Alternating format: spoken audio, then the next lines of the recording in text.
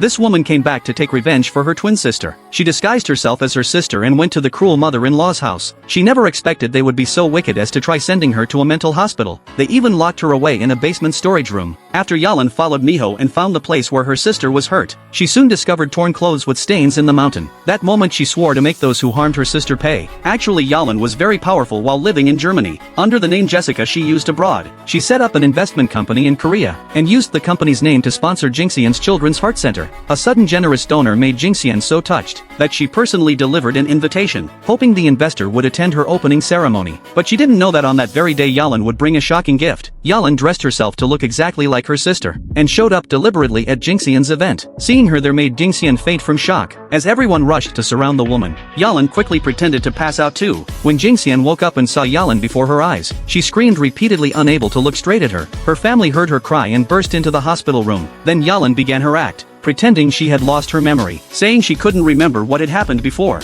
But the only person she still remembered was Jingxian's brother Young-hun, since they had met a few times before. Young-hun was curious how she had lost her memory. Yeon could only claim she didn't remember either, saying it seemed like she got into a fight and somehow ended up in the mountains. When she woke up she couldn't recall anything, but she saw Jingxian in the newspaper and felt a strange sense of familiarity, so she unconsciously came to the opening ceremony. It seemed certain she and Jingxian knew each other before. Hearing that made Miho and Jingxian extremely nervous, afraid the truth about the incident would be revealed. The next day Miho took advantage of an empty hospital to have people take Yeon away, planning to confine her in a mental hospital. After the plan succeeded he shared the good news with Jingxian. Finally she could breathe a sigh of relief. But unexpectedly Yeon managed to escape with her quick thinking. Jingxian thought everything was finally over. She returned home smiling, ready to reunite with her husband and child. But suddenly Yeon appeared right before her, saying she had started to recover some memories, and that was why she unknowingly came here. She even felt someone important to her was here. So Yoon had to tell her that she and Jingxian were once married, and Da-eun was the child they once had. That was when Yeon realized this was her sister's-in-law's home. Because Yeon seemed to trust no one, Yoon had to call her foster parents to take her away. But as soon as he left, Jingxian and her mother-in-law plotted again to send Yeon to the mental hospital. Right then Jingxian's brother suddenly rang the doorbell, so they had no choice but to lock Yeon in the basement room. Jingxian warned her she better disappear quietly, or next time she might not make it out alive. All of this made Yeon realize what her sister had endured. Now her only goal was to find a way to save herself, so she broke a wine bottle and used it to cut the rope on her hands. Then she rushed to the door shouting for help.